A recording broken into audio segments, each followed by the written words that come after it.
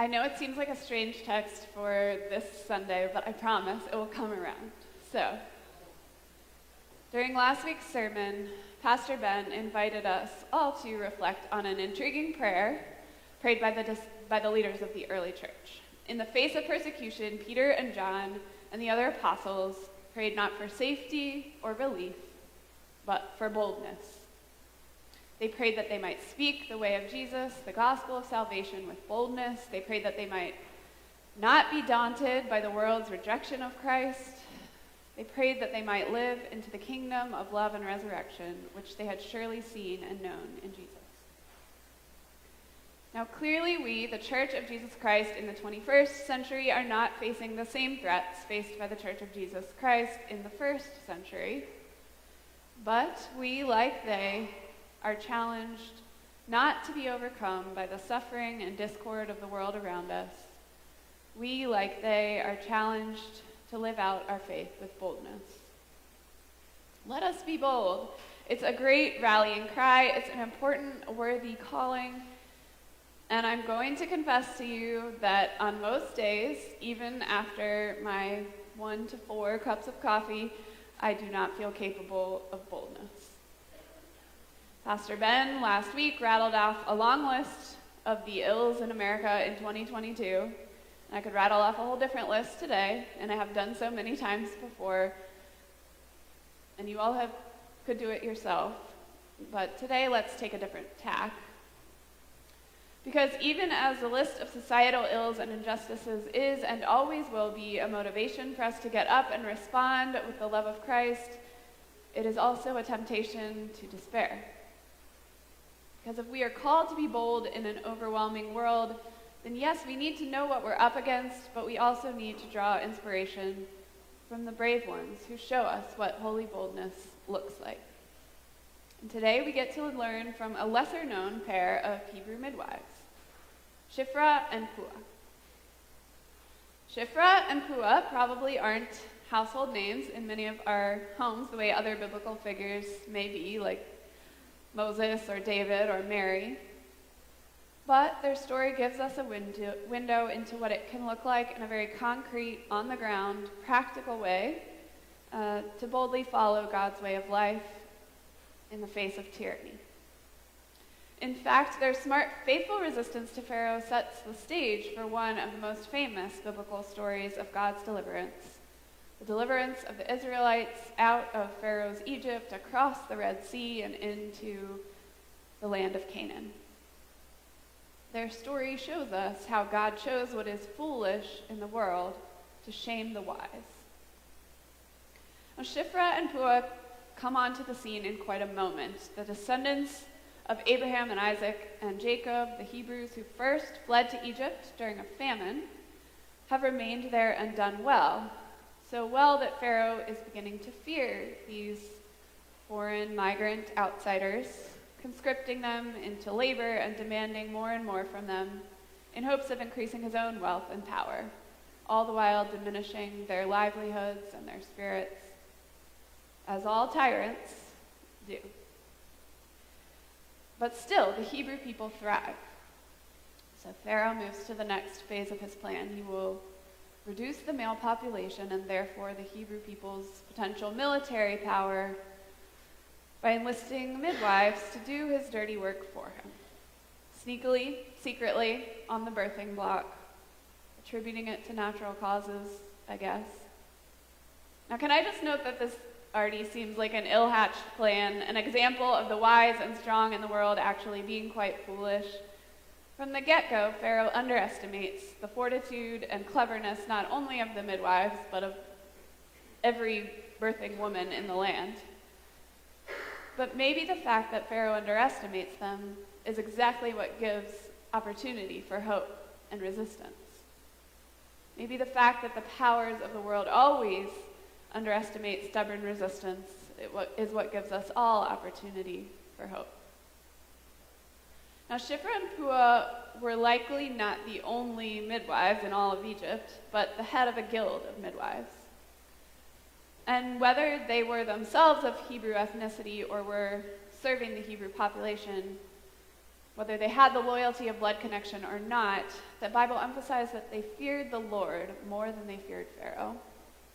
They refused to comply with the order.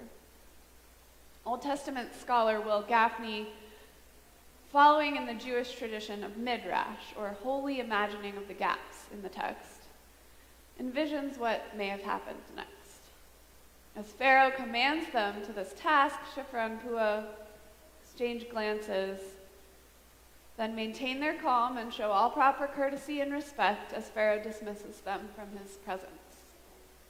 But then, without even needing to consult one another, they call all the midwives together. And maybe an Egyptian overseer tried to hang around and hear what they were going to say to the midwives, but they put him off with that age-old excuse. This is women's business. That is, they use Pharaoh and the Egyptian stereotypes against them. And in the privacy of their women's business meeting, they determine that they will resist. They will not carry out this awful plan. They will keep doing what they were born to do, using their skills for the sake of all mothers and all children to usher forth life.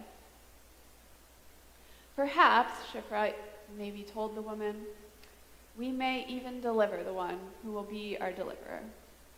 And she's right, of course. Moses is soon to be born. So the midwives go about doing what they've always done, and sometime later, Pharaoh hears that his campaign isn't working. He calls the midwives back and asks for an explanation, but again, they use his stereotypes against him. This time his stereotype that Israelite women are brutish. Oh, Pharaoh, you know how the Hebrew women are. They're not like Egyptian women, not refined. They are like animals who give birth without helpers to attend them. They don't call us midwives, so what can we do? Now, Pharaoh either buys this or is uncomfortable enough with the whole conversation to dismiss them, and the matter goes no further. He has failed. He will now have to force his violent campaign into the open, carry it out with his own soldiers, instead of, through the midwives, take ownership of what he's trying to do, which is to say it's not over at all. The midwives haven't ended the violence, but they've refused to give in to tyrannical power. And in a society where they are undervalued and discriminated against, they've kind of used it to their advantage. They've preserved the lives, perhaps hundreds, thousands of babies, including the lives of Aaron and Moses, who will lead the people to freedom. Their story lays the foundation of a deliverance that will continue to be carried out by small acts of boldness by unlikely heroes. The boldness of Moses' mother, Yocheved, who will hide him in the bulrushes of the Nile from Pharaoh's soldiers. The protection of Moses' sister, Miriam, who will follow him down the river and bring him back home under the guise of needing a wet nurse. The willingness of a young outsider named Moses to go to Pharaoh and say, "Let my people go." And on it goes, because this is the story of the Bible. This is God's way. God chose what is foolish in the world to shame the wise, what is weak in the world to shame the strong. The foolishness of God always subverts the wisdom of the worldly powers. Young David, written off for being only a boy, will be brave enough to take a small stone and defeat Goliath. While other disciples hide in fear, unassuming Mary Magdalene, allowed to pass by because she's just a silly, grieving woman, will go to Jesus' tomb and witness resurrection. And Jesus, a carpenter from first century Roman-occupied Palestine, too poor to be the Messiah, too peaceful to be the manifestation of God's power, will be the one who puts human flesh to God's love for us. A humiliating cross, a symbol of oppression, will become the sight and sign of our salvation. The foolishness of God is wiser than the wisdom of the powers of the world, who cannot imagine any other way to win than force, who cannot imagine that small acts of faithfulness could topple them. Shiphrah and Puah, these midwives, And Yocheved and Miriam and David and Mary and Jesus were all brave in the face of a violent and unjust world. But also, all of them were simply doing what they'd always done. Midwives, delivering babies. A young shepherd boy, protecting his flock against outsiders. A woman who loved Jesus, showing up for her friend. A creative, self-giving God, continuing to create something out of nothing, continuing to give God's self. The courage and the bravery and the boldness comes, and that none of these let powerful opposition scare them out of doing what they'd always done. When injustice came calling, they kept up with that life and love that they'd been practicing for a long time. Which means that even if Pharaoh isn't coming for you right now, asking you to participate in some awful death-dealing plan, your bold resistance can start now. Practice. Practice the way of love and hospitality so that when injustice comes knocking, you can just keep doing what you've always done. But by the way, I suspect that Pharaoh, disguised as 100 different tyrants today, probably is coming for us, and if not now, then soon. Pharaoh is every political leader who cares more about their own ego than life itself. Pharaoh is overconsumption and corporate greed and violence and all the forces of the world that prize convenience and comfort and power over justice and abundance and love. In a sense, you could say that Pharaoh came for the people of Martha's Vineyard on Wednesday. With less than 20 minutes' notice, a plane of 50 migrants, mostly Venezuelan refugees, were flown there in a political stunt, done like Pharaoh's out of fear of the other, done like Pharaoh's to increase the power of a fearful leader at the expense of real lives. But just like Shifra and Pua had been practicing drawing life out of dangerous situations their whole lives, and just like they kept on boldly doing what they were doing in the face of opposition, so it seems did the people of St. Andrew's Episcopal Church in Edgartown on Martha's Vineyard. They'd been hosting folks facing homelessness in their church for a while, in partnership with other faith communities and local organizations. So when a church member on Wednesday afternoon encountered the migrants in need, it was an easy decision. Continue doing what they've always done. Open their building to a few people who needed it, round up the volunteers, serve food and water. It's only the beginning. There will be more opportunities. But they were able to continue living out their love. And this is not a hypothetical example for us here at Grace.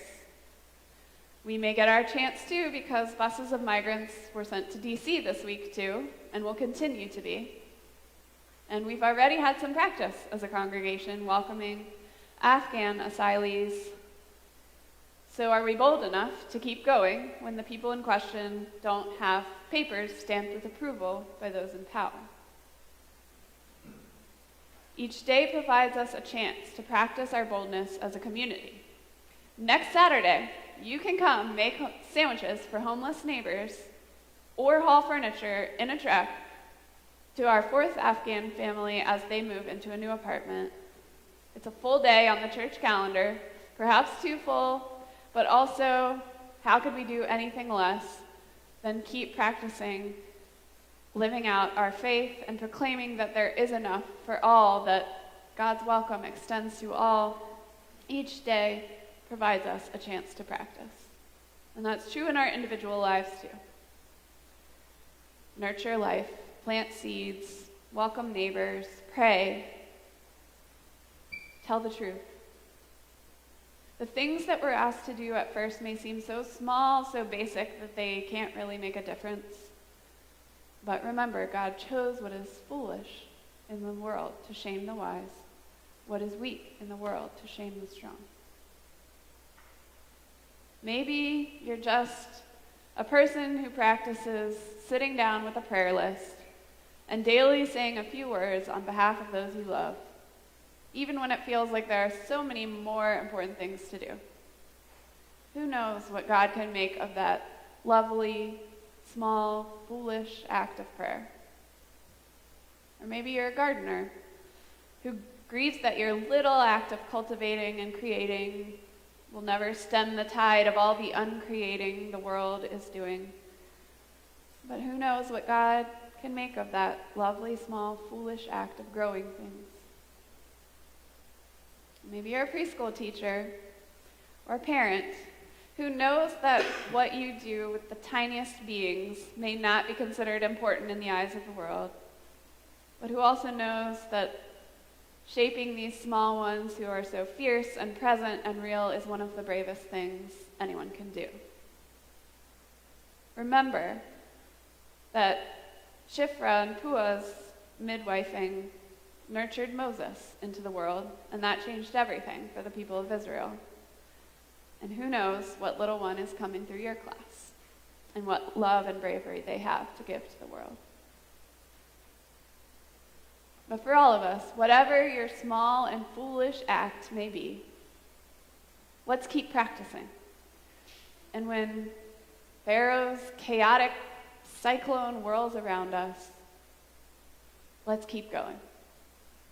Let's know that God can use every little foolish thing we do to turn the world upside down. Amen.